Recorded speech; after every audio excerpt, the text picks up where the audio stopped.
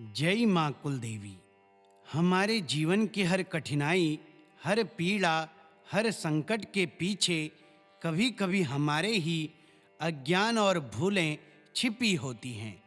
कुलदेवी जो पीढ़ियों से हमारी रक्षक है, उन्हीं के चरणों में आज हम क्षमा की प्रार्थना करते हैं। यह कुलदेवी क्षमा याचना स्तोत्र न केवल हमारी गलतियों को क्षमा करवाता है, बल्कि घर परिवार से दुख, संकट और दोषों को दूर कर सुख शांति का प्रकाश लाता है। श्रद्धा और विनम्रता से इसे सुने और अपने कुल की दिव्य शक्ति को अनुभव करें। श्री कुलदेवी क्षमा याचना स्तोत्रम्। नमः कुलस्य मातॄणां, नमो देव्या विनायकं। प्रसीद मम मातस्त्वं, क्षमस्व परदं शुभे। ज्ञाता ज्ञातकृतं दोषं, मनसा कर्मणा गिरा। क्षमस्व भगवत्यम्ब, श्रितं त्वद्रक्षणं मम। पूजां व्रतं जपो होमः, यदि नित्यं न कृत्य मे। तथापि कुरु मे रक्षां, करुणानिधि मातरे।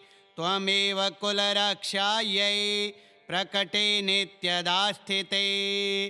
दोषान् शेषान् निर्हृत्य, गृहं शान्तिपरं कुरु। अनाथस्य च शून्यस्य, त्वं माता परमेश्वरी।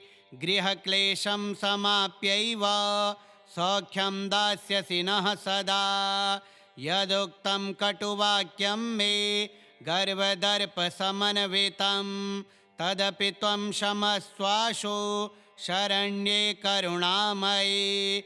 भक्तवत्सलमातस्त्वं, सर्वजीवदयापरा। प्रसादं कुरु मे नित्यं, निवार्याशु विपत्तयः। अज्ञानतस्तु यद्यद्वा, पापं जातं ममानघे। तदक्षं कुरु मे मातः, कुलदेवी नमोऽस्तु ते। त्वद्भक्तः सर्वदा रक्षः, कुलदोषविनाशिनी। क्षमा याचे पुनः पुण्यं, गृहं शान्तिपरं कुरु। नमः कुलस्य मातॄणां, नमो देव्या विनायकं। प्रसीद मम मातस्त्वं, क्षमस्व परदं शुभे। ज्ञाता ज्ञातकृतं दोषं, मनसा कर्मणा गिरा। क्षमस्व भगवत्यम्ब, श्रितं त्वद्रक्षणं मम। पूजां व्रतं जपो होमः, यदि नित्यं न कृत्य मे। तथापि कुरु मे रक्षां, करुणानिधि मातरे। त्वमेव कुलरक्षायै, प्रकटे नित्यदा स्थिते। दोषान् शेषान् निर्हृत्य, गृहं शान्तिपरं कुरु। अनाथस्य च शून्यस्य, त्वं माता परमेश्वरी। गृहक्लेशं समाप्यैव, सौख्यं दास्यसि नः सदा। यदुक्तं कटुवाक्यं मे, गर्वदर्पसमन्वितं। तदपि त्वं क्षमस्वाशु, शरण्ये करुणामयी। भक्तवत्सलमातस्त्वं, सर्वजीवदयापरा। प्रसादं कुरु मे नित्यं, निवार्याशु विपत्तयः। अज्ञानतस्तु यद्यद्वा, पापं जातं ममानघे। तदक्षं कुरु मे मातः, कुलदेवी नमोऽस्तु ते। त्वद्भक्तः सर्वदा रक्षः, कुलदोषविनाशिनी।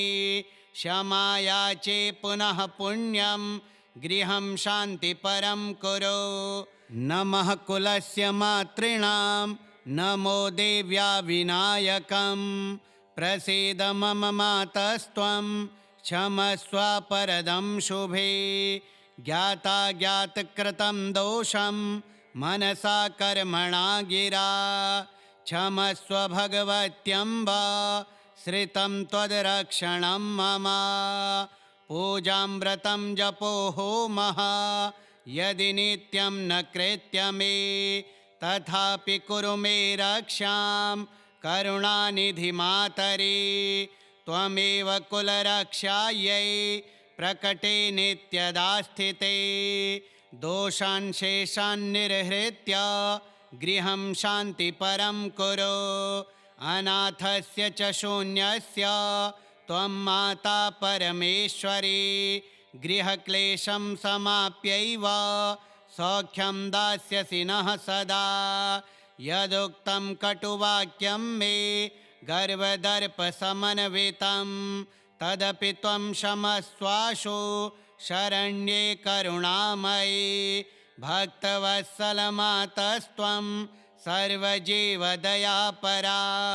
प्रसादं कुरु मे नित्यं निवार्याशु विपत्तयः।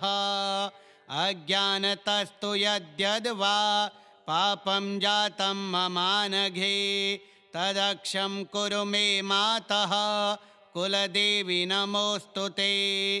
त्वद्भक्तः सर्वदा रक्षः कुलदोषविनाशिनी, क्षमा याचे पुनः पुण्यं गृहं शान्तिपरं कुरु। नमः कुलस्य मातॄणां नमो देव्या विनायकं, प्रसीद मम मातस्त्वं क्षमस्व परदं शुभे। ज्ञाताज्ञातकृतं दोषं मनसा कर्मणा गिरा, क्षमस्व भगवत्यम्ब श्रितं त्वद्रक्षणं मम। पूजां व्रतं जपो होमः यदि नित्यं न कृत्य मे, तथापि कुरु मे रक्षां करुणानिधि मातरे। त्वमेव कुलरक्षायै प्रकटे नित्यदा स्थिते, दोषान् शेषान् निर्हृत्य गृहं शान्तिपरं कुरु। अनाथस्य च शून्यस्य त्वं माता परमेश्वरी, गृहक्लेशं समाप्यैव सौख्यं दास्यसि नः सदा। यदुक्तं कटुवाक्यं मे गर्वदर्पसमन्वितं, तदपि त्वं क्षमस्वाशु शरण्ये करुणामयी। भक्तवत्सलमातस्त्वं सर्वजीवदयापरा, प्रसादं कुरु मे नित्यं निवार्याशु विपत्तयः।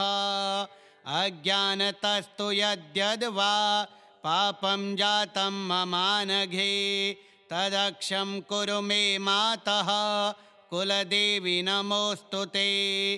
त्वद्भक्तः सर्वदा रक्षः कुलदोषविनाशिनी, क्षमा याचे पुनः पुण्यं गृहं शान्तिपरं कुरु। नमः कुलस्य मातॄणां नमो देव्या विनायकं, प्रसीद मम मातस्त्वं क्षमस्व परदं शुभे। ज्ञाताज्ञातकृतं दोषं मनसा कर्मणा गिरा, क्षमस्व भगवत्यम्ब श्रितं त्वद्रक्षणं मम। पूजां व्रतं जपो होमः यदि नित्यं न कृत्य मे, तथापि कुरु मे रक्षां करुणानिधि मातरे।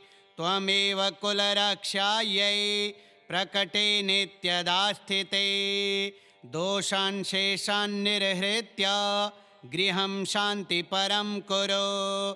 अनाथस्य च शून्यस्य त्वं माता परमेश्वरी, गृहक्लेशं समाप्यैव सौख्यं दास्यसि नः सदा। यदुक्तं कटुवाक्यं मे गर्वदर्पसमन्वितं, तदपि त्वं क्षमस्वाशु शरण्ये करुणामयी। भक्तवत्सलमातस्त्वं सर्वजीवदयापरा, प्रसादं कुरु मे नित्यं निवार्याशु विपत्तयः। अज्ञानतस्तु यद्यद्वा पापं जातं ममानघे, तदक्षं कुरु मे मातः कुलदेवी नमोऽस्तु ते। त्वद्भक्तः सर्वदा रक्षः कुलदोषविनाशिनी। क्षमायाचे पुनः पुण्यं गृहं शान्तिपरं कुरु। नमः कुलस्य मातॄणां नमो देव्या विनायकं। प्रसीद मम मातस्त्वं क्षमस्व परदं शुभे। ज्ञाताज्ञातकृतं दोषं मनसा कर्मणा गिरा। क्षमस्व भगवत्यम्ब श्रितं त्वद्रक्षणं मम। पूजां व्रतं जपो होमः यदि नित्यं न कृत्य मे। तथापि कुरु मे रक्षां करुणानिधि मातरे। त्वमेव कुलरक्षायै प्रकटे नित्यदा स्थिते। दोषान् शेषान् निर्हृत्य गृहं शान्तिपरं कुरु। अनाथस्य च शून्यस्य त्वं माता परमेश्वरी। गृहक्लेशं समाप्यैव सौख्यं दास्यसि नः सदा। यदुक्तं कटुवाक्यं मे गर्वदर्पसमन्वितं तदपि त्वं क्षमस्वाशु शरण्ये करुणामयी। भक्तवत्सलमातस्त्वं सर्वजीवदयापरा। प्रसादं कुरु मे नित्यं निवार्याशु विपत्तयः। अज्ञानतस्तु यद्यद्वा पापं जातं ममानघे। तदक्षं कुरु मे मातः कुलदेवी नमोऽस्तु ते। त्वद्भक्तः सर्वदा रक्षः कुलदोषविनाशिनी। क्षमायाचे पुनः पुण्यं गृहं शान्तिपरं कुरु। नमः कुलस्य मातॄणां नमो देव्या विनायकं। प्रसीद मम मातस्त्वं क्षमस्व परदं शुभे। ज्ञाताज्ञातकृतं दोषं मनसा कर्मणा गिरा। क्षमस्व भगवत्यम्ब श्रितं त्वद्रक्षणं मम। पूजां व्रतं जपो होमः यदि नित्यं न कृत्य मे। तथापि कुरु मे रक्षां करुणानिधि मातरे। त्वमेव कुलरक्षायै प्रकटे नित्यदा स्थिते। दोषान् शेषान् निर्हृत्य गृहं शान्तिपरं कुरु। अनाथस्य च शून्यस्य त्वं माता परमेश्वरी।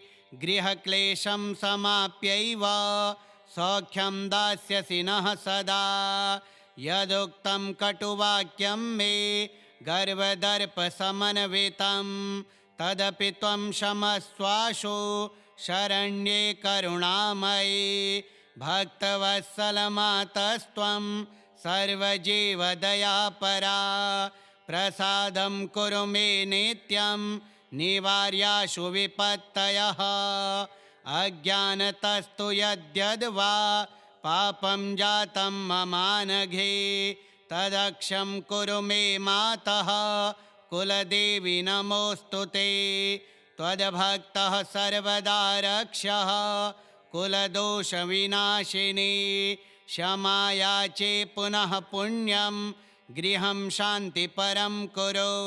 नमः कुलस्य मातॄणां नमो देव्या विनायकं। प्रसीद मम मातस्त्वं क्षमस्व परदं शुभे। ज्ञाताज्ञातकृतं दोषं मनसा कर्मणा गिरा। क्षमस्व भगवत्यम्ब श्रितं त्वद्रक्षणं मम। पूजां व्रतं जपो होमः यदि नित्यं न कृत्य मे। तथापि कुरु मे रक्षां करुणानिधि मातरे। त्वमेव कुलरक्षायै प्रकटे नित्यदा स्थिते। दोषान् शेषान् निर्हृत्य गृहं शान्तिपरं कुरु। अनाथस्य च शून्यस्य त्वं माता परमेश्वरी। गृहक्लेशं समाप्यैव सौख्यं दास्यसि नः सदा। यदुक्तं कटुवाक्यं मे गर्वदर्पसमन्वितं तदपि त्वं क्षमस्वाशु शरण्ये करुणामयि। भक्तवत्सलमातस्त्वं सर्वजीवदयापरा प्रसादं कुरु मे नित्यं निवार्याशु विपत्तयः। अज्ञानतस्तु यद्यद्वा पापं जातं ममानघे तदक्षं कुरु मे मातः कुलदेवी नमोऽस्तु ते। त्वद्भक्तः सर्वदा रक्षः कुलदोषविनाशिनी क्षमायाचे पुनः पुण्यं गृहं शान्तिपरं कुरु। नमः कुलस्य मातॄणां नमो देव्या विनायकं प्रसीद मम मातस्त्वं क्षमस्व परदं शुभे। ज्ञाताज्ञातकृतं दोषं मनसा कर्मणा गिरा क्षमस्व भगवत्यम्ब श्रितं त्वद्रक्षणं मम। पूजां व्रतं जपो होमः यदि नित्यं न कृत्य मे तथापि कुरु मे रक्षां करुणानिधि मातरि। त्वमेव कुलरक्षायै प्रकटे नित्यदा स्थिते दोषान् शेषान् निर्हृत्य गृहं शान्तिपरं कुरु। अनाथस्य च शून्यस्य त्वं माता परमेश्वरी गृहक्लेशं समाप्यैव सौख्यं दास्यसि नः सदा। यदुक्तं कटुवाक्यं मे गर्वदर्पसमन्वितं तदपि त्वं क्षमस्वाशु शरण्ये करुणामयि। भक्तवत्सलमातस्त्वं सर्वजीवदयापरा प्रसादं कुरु मे नित्यं निवार्याशु विपत्तयः। अज्ञानतस्तु यद्यद्वा पापं जातं ममानघे तदक्षं कुरु मे मातः कुलदेवी नमोऽस्तु ते। त्वद्भक्तः सर्वदा रक्षः कुलदोषविनाशिनी क्षमायाचे पुनः पुण्यं गृहं शान्तिपरं कुरु।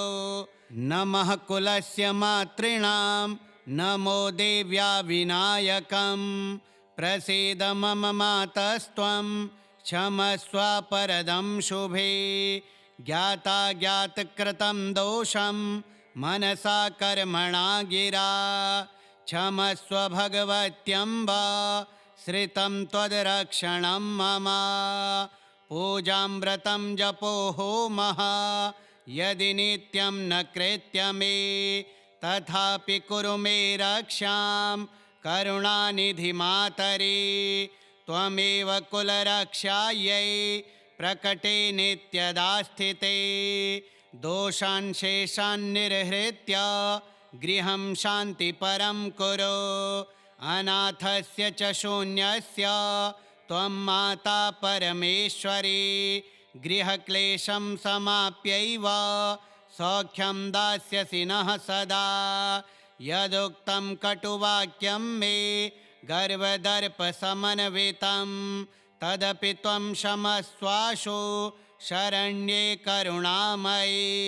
भक्तवत्सलमातस्त्वं सर्वजीवदयापरा प्रसादं कुरु मे नित्यं निवार्याशु विपत्तयः।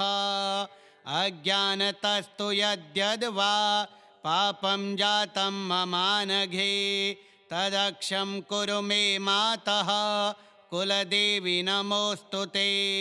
त्वद्भक्तः सर्वदा रक्षः कुलदोषविनाशिनी क्षमायाचे पुनः पुण्यं गृहं शान्तिपरं कुरु। नमः कुलस्य मातॄणां नमो देव्या विनायकं प्रसीद मम मातस्त्वं क्षमस्व परदं शुभे। ज्ञाताज्ञातकृतं दोषं मनसा कर्मणा गिरा क्षमस्व भगवत्यम्ब श्रितं त्वद्रक्षणं मम। पूजां व्रतं जपो होमः यदि नित्यं न कृत्य मे, तथापि कुरु मे रक्षां करुणानिधि मातरे। त्वमेव कुलरक्षायै प्रकटे नित्यदा स्थिते, दोषान् शेषान् निर्हृत्य गृहं शान्तिपरं कुरु। अनाथस्य च शून्यस्य त्वं माता परमेश्वरी, गृहक्लेशं समाप्यैव सौख्यं दास्यसि नः सदा। यदुक्तं कटुवाक्यं मे गर्वदर्पसमन्वितं, तदपि त्वं क्षमस्वाशु शरण्ये करुणामयी। भक्तवत्सलमातस्त्वं सर्वजीवदयापरा, प्रसादं कुरु मे नित्यं निवार्याशु विपत्तयः। अज्ञानतस्तु यद्यद्वा पापं जातं ममानघे, तदक्षं कुरु मे मातः कुलदेवी नमोऽस्तु ते। त्वद्भक्तः सर्वदा रक्षः कुलदोषविनाशिनी, क्षमा याचे पुनः पुण्यं गृहं शान्तिपरं कुरु। श्रीकुलदेवी क्षमायाचना स्तोत्रम् श्रीकुलदेव्यार्पणमस्तु।